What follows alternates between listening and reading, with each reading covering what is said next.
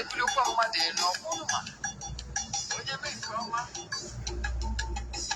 ebulie ya elu si ya jide nke ojii na-aga n'elu biko ka anyị gbakọ kịta wee kelee eze-ana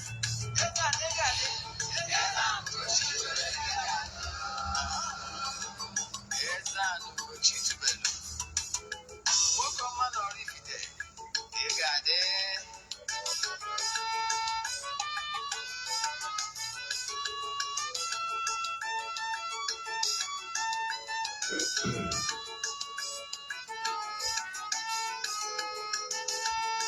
ọdịnala bụ eziokwu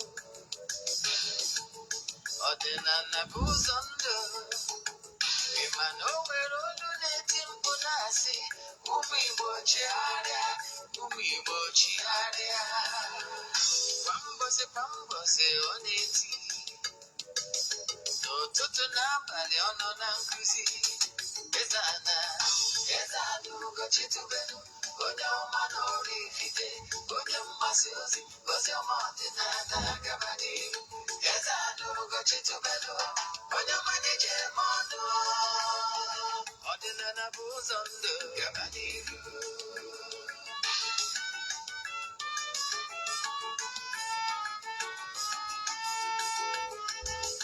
EZE-ANA Ugochi tubelu onye ọma na oraifite onye mgbasa ozi ọma ọdịnala gaba n'ihu EZE-ANA Ugochi tubelu onye ọma na-eje eme ọnụ ọdịnala bụ ụzọ ndụ gaba n'ihu EZE-ANA ga-adị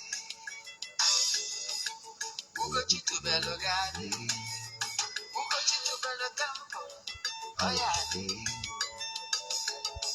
maka na eziokwu anwa jaja ndị okenye ga-adị from the back you ndị oche ga-adị from the back front ya sikala aka onye ụmụ Igbo si anyị rapụ nke anyị na nke feka mma bụrụ Baịbụl bịa akwụkwọ akụkọ mepekwa chọọchị fa obodo ụka bịakwa mana Ugochi tubelu ekweghị ekwe EZE-ANA si n'ọma mme ọdịnala amanwụ chacha oge ọbụla ọ na-eti ọ nọ na nkụzi Chukwu abịa ma gbaa gị ume ọdịnala ya dị EZE-ANA Ugochi tubelu onye ọma na oraifite onye mgbasa ozi ọma ọdịnala gaba n'ihu EZE-ANA Ugochi tubelu onye ọma na-eje eme ọnụ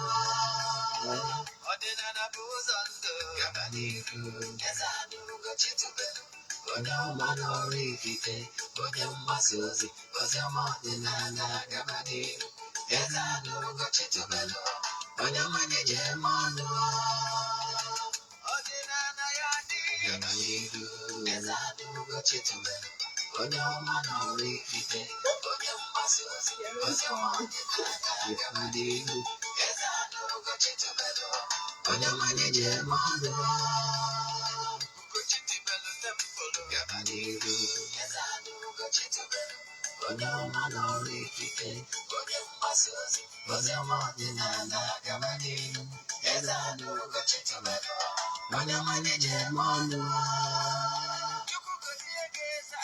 gaba n'ihu Anatagomuhe, Tinyagomo Kalaka, Anatagomuhe, Nabe Papamo, Anatagomuhe, Sobila Gasike.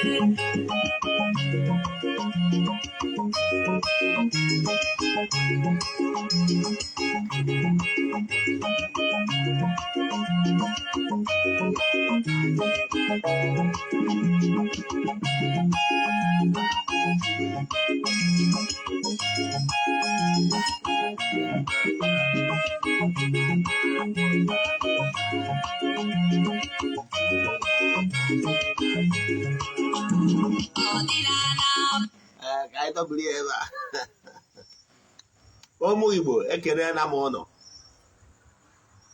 nnọọ n'oge awa nke eziokwu, oge anyị ji awa eziokwu agba nke ọ bụ mụnwa bụ onye isi nchụaja Ogbuefi EZE-ANA Ugochi tubelu na oraifite na-anọ n'isi ya. Abụ m onye isi nchụaja na Ugochi tubelu ọdịnala temple nke dị n'Oraifite na Anambra steeti. Anyị na-agba afa miri emi, lụkwazi ọrụ mmụọ dị iche iche, bụrụkwazi onye mgbasa ozi ọdịnala Igbo, ya nakwazi onye isi nchụaja na ọdịnala restoration prayer ministry. N'ụbọchị taa, n'oge awa nke eziokwu, taata bụ afọ. A sị na ihe ọma dị n'elu ya dara anyị n'ala na-agba afọ. Ọdịnala ya pụoro anyị omekwu, ọ bụrụ anya ha wee fụ. A sị m onye cheche ihe ọjọọ ya eme anyị ya ma onwe ya. Onye fụrụ anyị cheta nwa ya nwụrụ anwụ, a sị m ọzọ anwụ si na anya nwana onye nwụọ. Osisi fụrụ anyị na-atụ ufere, atụ na ufere ya mapụ ya ọnụ. Onye chechara ihe ọjọọ ya eme anyị ya ma onwe ya. Onye ọbụla nọ ebe ọbụla na-eche ihe ọ ya eme anyị na ụmụ ọdịnala Igbo, a sịrị m na o mechie onwe ya, o mee generation ya. A sị m onye si na anyị ga-adị mma, onye a ga-adị mma, mana onye si na ya ama adị mma, onye a ama nata mma tiri ụwa adịwagwụ, mana anyị ga-adị mma. Ise n'ụbọchị taa a sị m oke ama na ama ka akpa dibịa, mana nwa dibịa akpacha n'anya wee buo oke ọnụ. Isiokwu anyị ji bịa n'ụbọchị taata bụ ka anyị kọwara ụmụ Igbo na o nwere ihe a na-akpọ Afia Olu festival.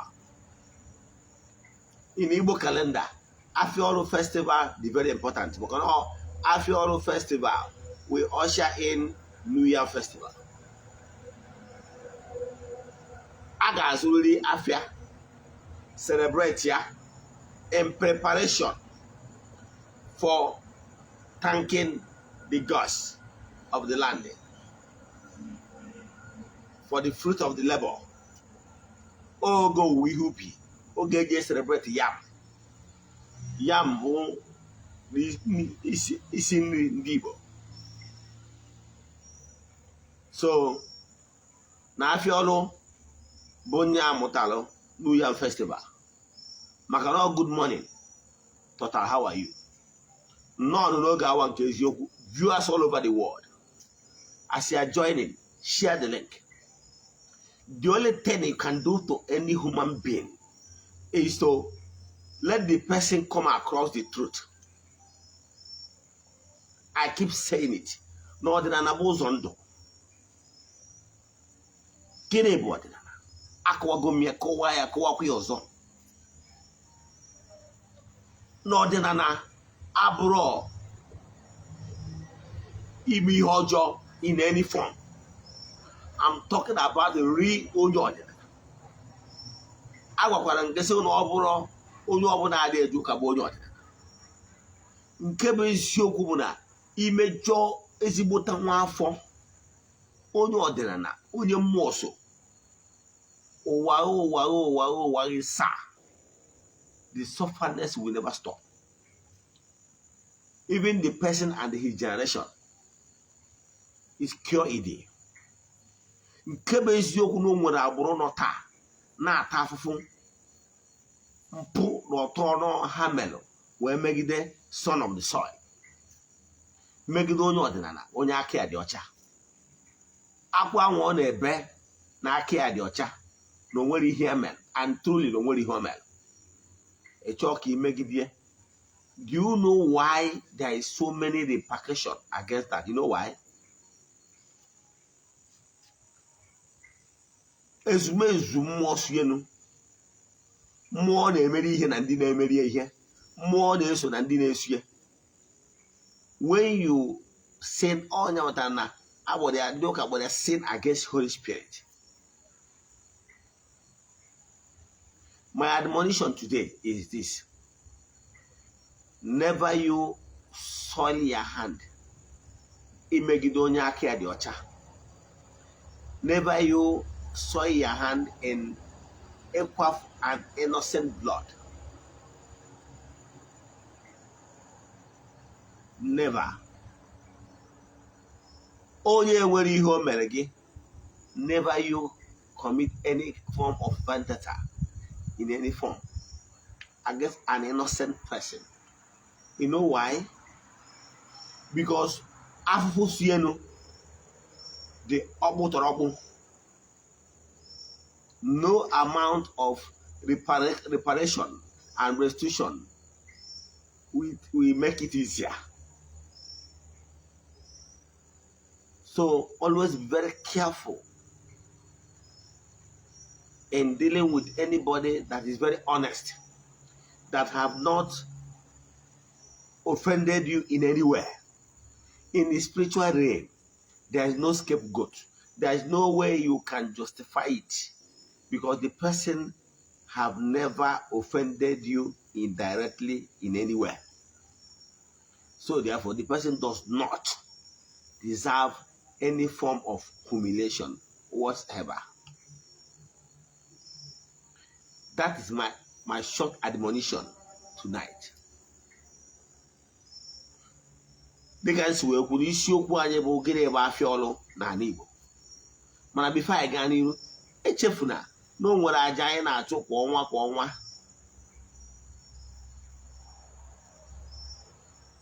nke anyị ji achụ n'isi ndị my children all over the world, my friends of the temple, na ndị niile ihe anyị na-eme na amasị. Onye ọbụla nọ under our influence of our voice, now for this video, you can join us. Ọsọrọ okpukpere ọbụla onye na-ekpe, aja abụ aja dịka onye nchụaja na-achụ n'isi every human spirit across every religious divide. It does not stop everybody. All guys ji ekwubi okwu n'isi ụmụ mmadụ. Aja abụ aja na-achụ onwe ọbụla na last for 14 days. Like nke ọnwa September, ya ebidokwa na September 6th. Nke ọnwa Ọgọst bidokwa na Ọgọst 6 ga-akwụsị na Ọgọst 19. Na ya bụ Ọgọst 19 anyị ga-egbu egbu. After ka achụchara nyawa aja n'isi ụtụtụ, anyị na-achụ n'ime temple. N'oge ihe ewere ebulu chụọ aja, mesara ka gota mmanya dị iche iche ndị mmadụ erikwa aja ma ṅụọ na temple, wee kpee ekpere maka ngọzi n'isi ndị na-esonyere anyị. Aja abụ aja mbuli elu, aja ịpụta ihe, aja esigoro n'aka ya n'aka n'isi aja wee tọọ ọtụtụ ndị mmadụ na agbụ bunye ndị mmadụ ọtụtụ elu. I'm a living witness. N'ụbọchị taa, aja anyị na-achụ nke ọnwa ka na-aga n'iru. Ọtụtụ ndị mmadụ ebuku ego dị maka nke Septemba. Ngwa ndị buku throughout the year. To join, send them a message in WhatsApp 0805-7837-672. I repeat, 0805-7837-672. In Messiah, send them 3 prayer requests again in WhatsApp. Can we keep book going and the I got off for 14 days? Abananke, when things are not working fine for you. And the Chikwana Makihina na ihe dị iche iche emego gị, ma ọ bụ na n'elugo ọrụ mmụọ dị iche iche n'ebe dị iche iche ma na-enwetaghị ụsa. Never you give up, maka na ihe ntị na-ata ọnwụ na ọgwụrụ ntị ama ezu ike. Onye ọ na-eme omume na-ebe omume as long as na ike na-agwụchi mmadụ mgbe ike gwụrụ onye ahụ. So when you are tired, your chi, your guardian angel is already tired too. We become tired. You know that, yeah? So never give up. Giving up is not an attitude that is qualified or attitude you can associate a successful person with. So never you give up. On what condition ị ga-anọ n'ime taa, enwebụrụ ndị nọbụ na condition ahụ before now, but today they're smiling.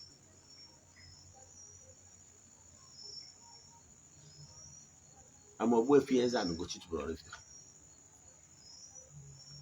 N'oge awa nke eziokwu a, ihe m chọrọ ịbịa kọwalụ gị the principles of life, what you must avoid and what you must stick on a genuine Odinana will always tell you yes is yes, no is no.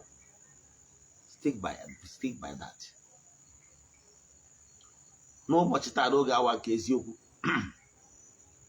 enwere ọtụtụ testimonies mana abụrụ m onye na-eshow testimonies that's 19th ndị anyị ga-esend debere video of ka ya bụ ihe si wee bịara nchịkọta ụsọ ndị sonyere anyị na ya bụ aja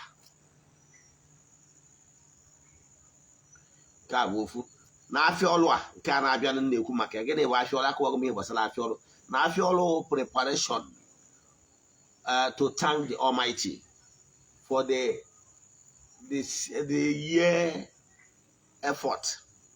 That is akọsia ihe ubi oge eji eri uru, the fruit of labor. Nke ji represent the symbol.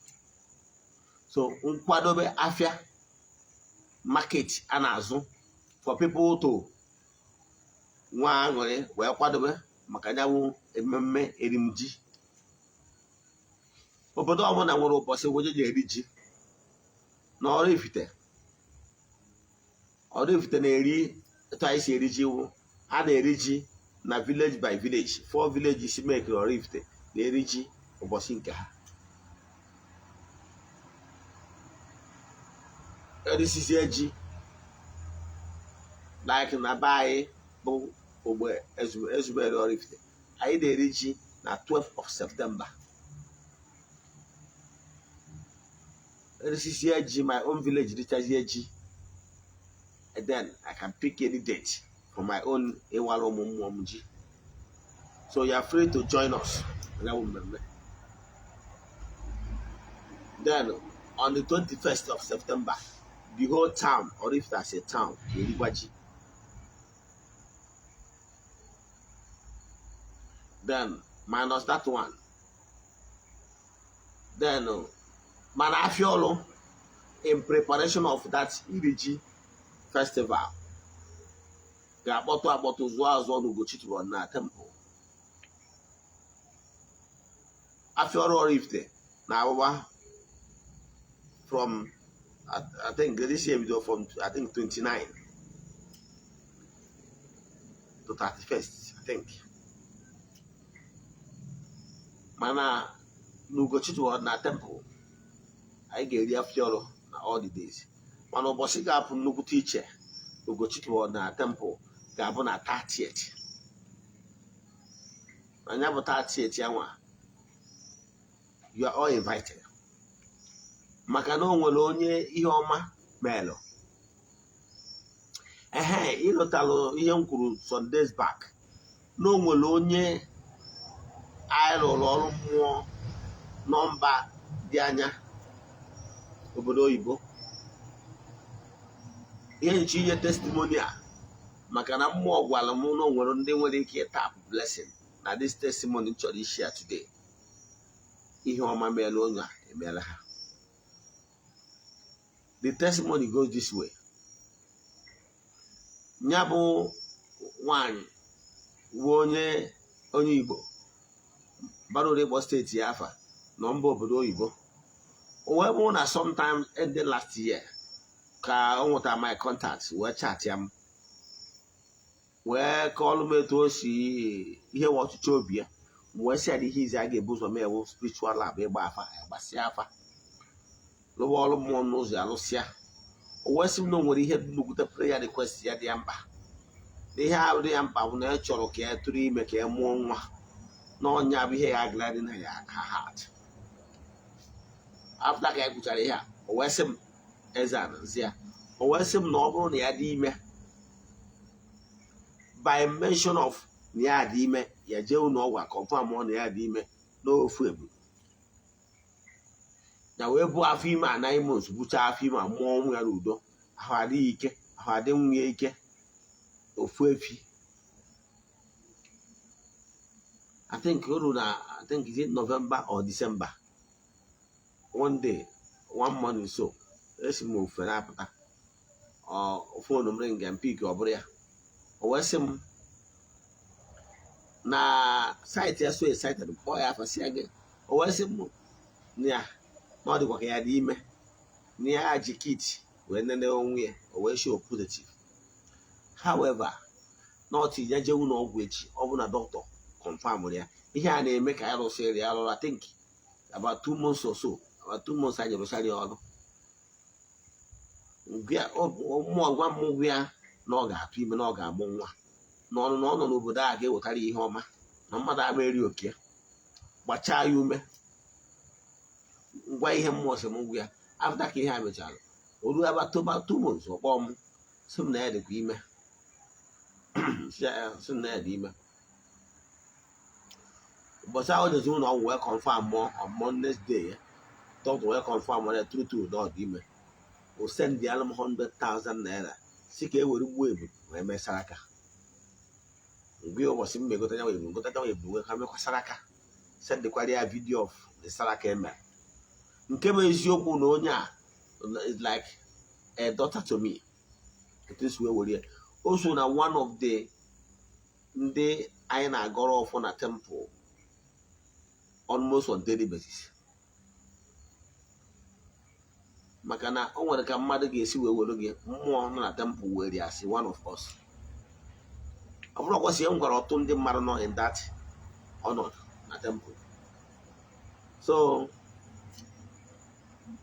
o wee bụrụzie na n'ome etu awa so wee sị ya 100,000 wee bekwasara aka kpọọ kedu ezumezu mmụọ gbaa ezumezu mmụọ ya na ezumezu mmụọ nọ na temple kene ha wee gwa ha ihe merenụ n'ọgwa ya na appreciation ha chekwa anya pregnancy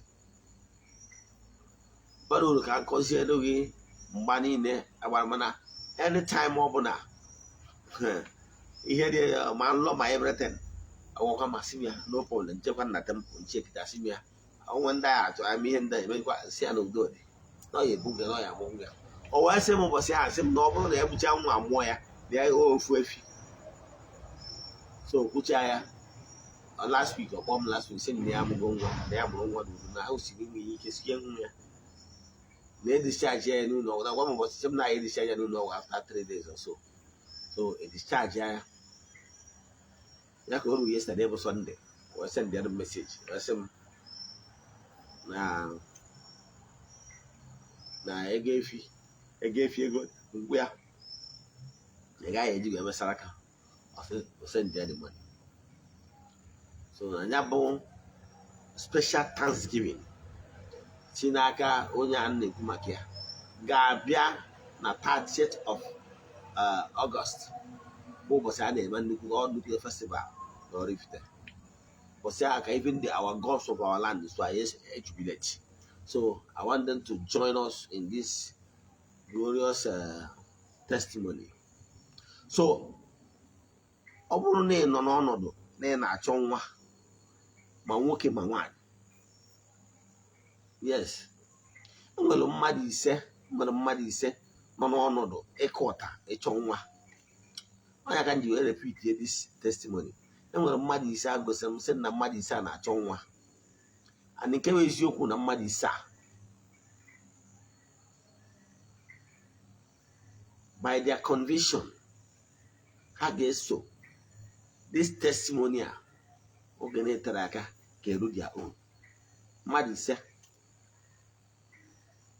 whether ma ewu nwoke ma ewu nwaanyị, ndị a mmadụ ise a nkwuru na ga-abịa across this message under 24 hours. Ndị release this message, and once you come across this message and listen to this message and claim it, it will come to pass within few months.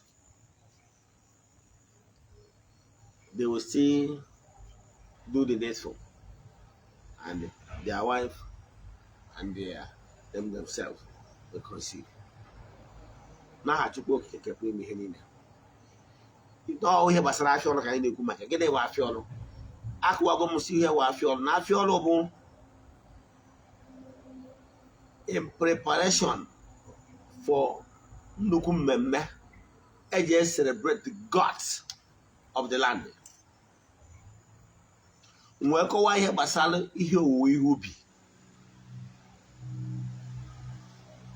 si nọ the gods na-eme ka ihe akọrọ n'ubi mee nke ọma.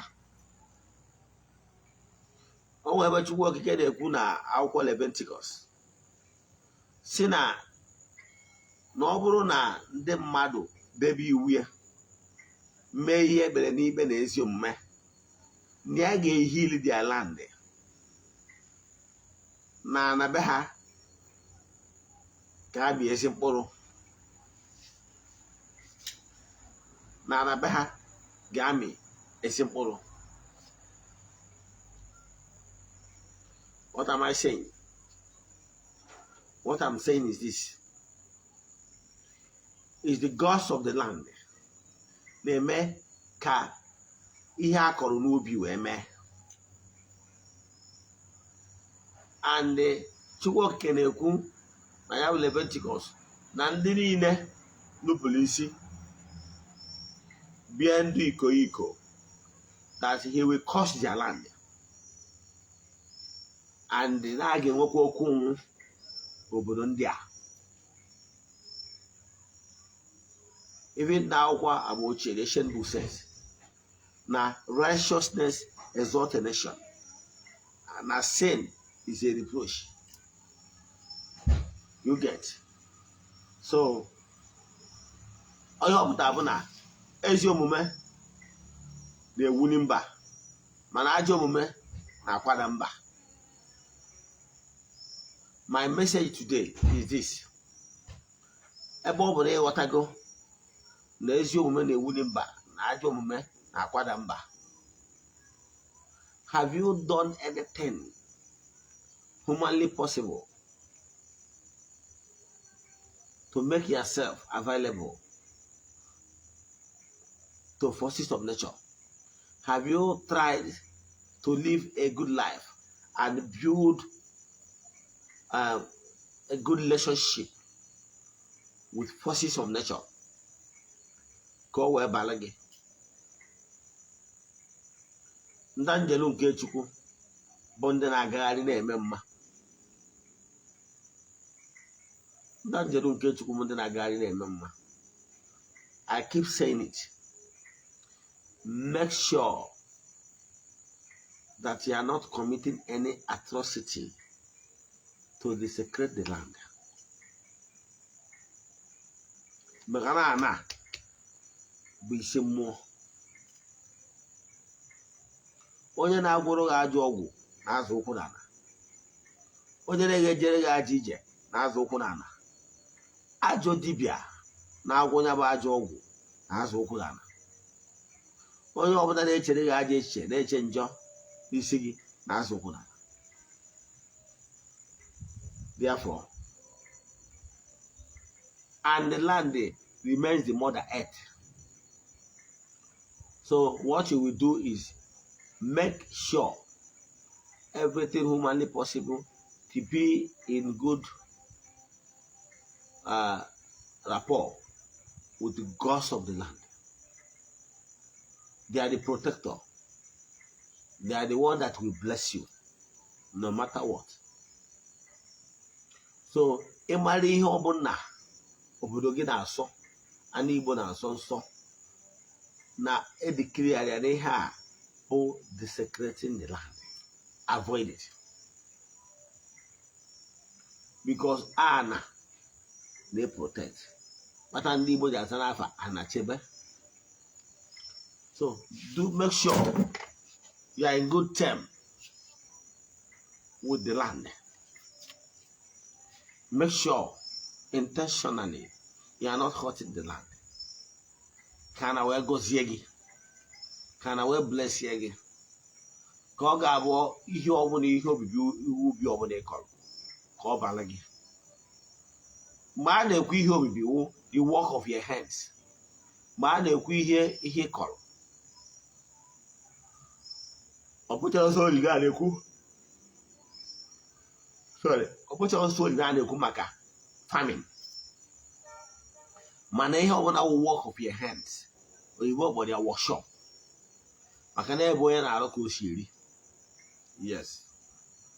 Ihe ọbụla ị na-eme wụ aka ọrụ gị ị na-eme wee na-emeta ego. That is your workshop. And for you to receive blessing of any work of your hands, you must receive blessing with your barefoot. So you must assimilate the blessings and protection of the land. So make sure you make yourself available and build what you call personal relation with the gods of the land. Let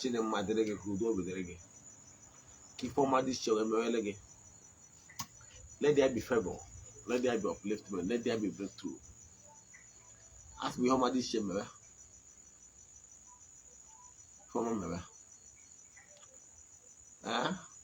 so make sure from today, if for any reason you have committed anything that desecrated the land, use all this Afia Olu festival to pray for mercy. Makana oge Afia Olu aboge just celebrate the blessings of the land. One opportunity, only in Nigeria, one opportunity to visit your home. If you were Oji, if you were Aqua Igbo, you get to where your mother may. Believe in me, as you are using this season to ask for forgiveness of sin, all your lost glories will be restored. On one condition, if only you promise the land that henceforth, you get work worker, you have on bolo, method. The guys who open and bomb by an amanite. As him Afia Olu festival, whom we just celebrate that abamong. And abamong. Now your own anedo. But in there with them Afia Olu. Egafuna ebeni at the Daudi. Maudi Chigaba. Memedi Chigame. There would this Chigaba. Did you amend the mad of Biagare? Waiting the mad festive mood. Did you buy here? Na awamuchi proper. I'm only used to under the influence of my voice, but not that easy. And I know the word Afia Olu. Then know it today. Then will man at Afia Olu festival. Me eje celebrate. Na years ago, no gay, Olubo. And actually no gay. Sorry. Na actually can't buy n'oge owuwe ihe ubi. Oge just celebrate the gods of the land for helping us to reap the fruit of our labor. N'ụbọchị taa, how much was this topic? Ekwubie nwokwu oge administration. Mmụọ si nwokwubie okwu n'isi ndị mmadụ n'ụbọchị taa. How much was the topic here? The fruit of their hands is no longer prospering. The fruit of their hands is no longer paying. The fruit of their hands is no longer yielding any good result. Mbonine hana agba nkete hana alụka elephant na eri ka ọkụkọ. Ndị na-azụ afọ nwa ife ha na-azụta. Ndị na-arụ ọrụ nwa ife ha na-arụta. Na Chukwu Okike pụrụ ime ihe niile. Ọ bụrụ na o nwere ajụjụ inwere na nkụzi taa, ma ọ bụ na ịchọ ka agbara gị afa mmiri emi ma ọ rụọ ọrụ mmụọ ọbụla, send the message na WhatsApp 0805-7837672. Akụzi n'ọta, send the message na WhatsApp 0805-7837672. Ekwubie m okwu, viewers all over the world. Distance is not a barrier, it's just all about you believing.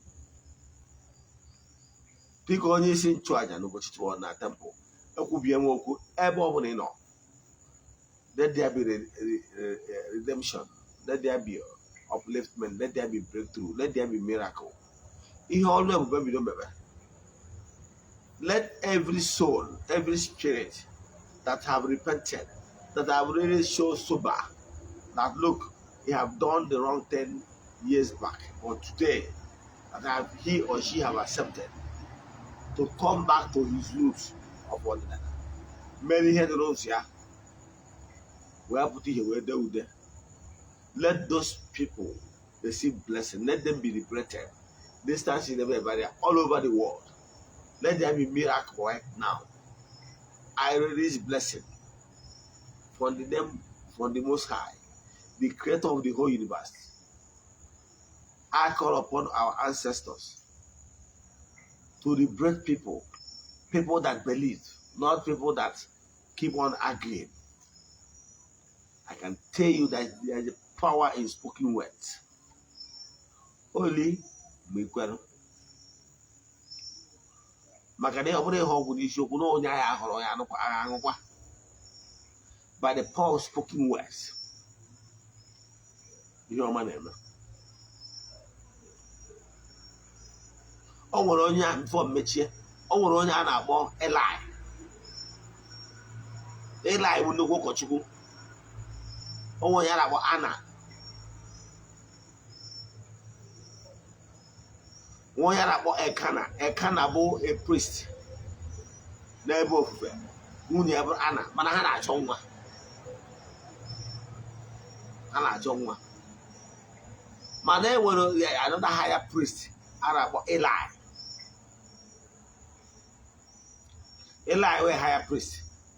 O wee fụ ka Anna nwunye Ekana nọ na-ebe akwa na-ama jijiji na-asị nna ifucha anya mmiri dị ya n'anya onye nwe m biko na-ebe akwa na-atụ arịrị.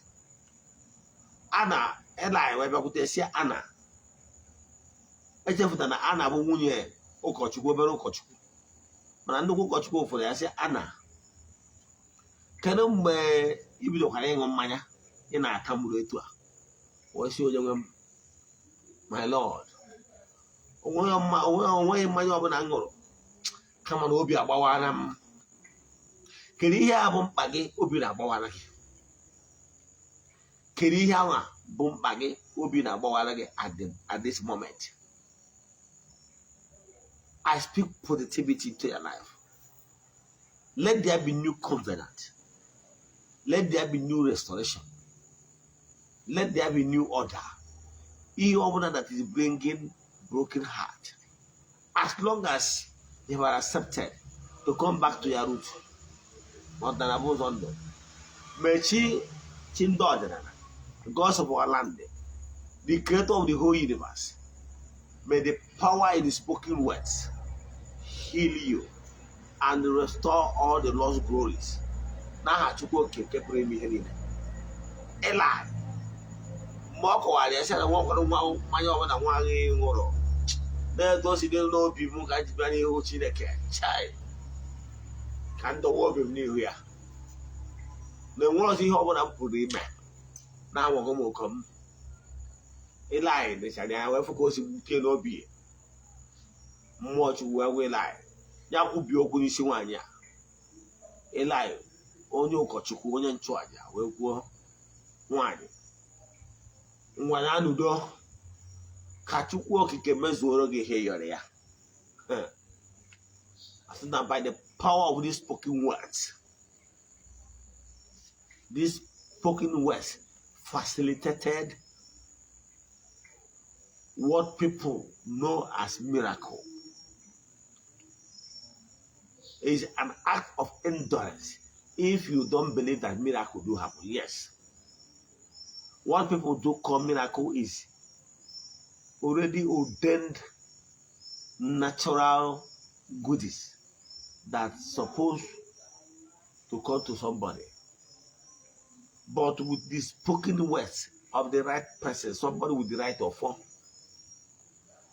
can exaggerate that, can make that already favor, that already on the certain part, to move very fast and come to reality. By the power of the Most High, I speak positivity to your life. Say the Makuna Tajota. I can hear it. Onwarundemo na their problem from now till next 8 days. The type of things, goodies that will happen to you, the message you will receive. The kind of good thing that will happen in your life, both financially and otherwise, will even scare you. I speak positivity. I reverse any negative you are. That is the power of the spoken words. Onya batalo and then nanaya na ajuogu. Maka ụfọdụ nwere ike na-ajụ gị onye ọdịnala ụdara na-ekwubi okwu. Yes. Gịnị bụ ikwubi okwu? Ọ dịbara mgbe gboo bidoro na era of David na BC ma na-ajụ ogu. Gịnị bụ Psalm 35? Chineke nụso ha ọgụ bụ ndị na-anụso m ọgụ, buso ha agha bụ ndị na-ebuso m agha, ka ụzọ ndị ilo mgbe ọchịchịrị wee dịrị gabazie. Ọ iju ogu David. I can tell you Nwachukwu na ị nwere ike iju ogu. Stop allowing indolence to overwhelm you. Cause Psalm 21. Ọ iju ogu. Jehova bụ onye na-asọ m dịka atụrụ. Ọ dịghị ihe kọrọ m. Ọ na-eme ka mkpa mkpụrụ n'ebe ihe ahịa na ahịa nke ndụ. They provide everything for me.